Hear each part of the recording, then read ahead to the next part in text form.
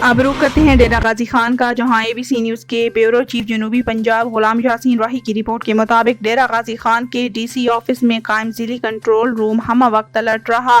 Commissioner doctor ناصر Mahmood, RPO Sajjad حسن خان کا ذیلی control room کا دورہ۔ ڈپٹی کمشنر مہر شاہد زمان لق نے ذیلی کنٹرول روم کی سرگرمیوں کے بارے میں بریفنگ دی۔ ڈپٹی کمشنر مہر شاہد زمان لق نے کہا کہ کنٹرول روم میں 450 کیمرے ضلع و تحصیل سطح پر محرم جلوسوں مجالس کی براہ راست مانیٹرنگ کر رہی ہیں۔ کمشنر نے کہا کہ تمام اسائنمنٹس بخوبی انجام دی گئیں اور تمام افسران و اہلکاروں کی خدمات قابل تحسین رہی ہیں۔ جلوسوں اور شام غریباں کے اختتام تک صورتحال پر کڑی نگاہ رکھی جائے۔ کمشنر و RPA نے کنٹرول روم میں تمام محکموں کے نمائندوں کو بہترین کارکردگی پر شاباش بھی دی۔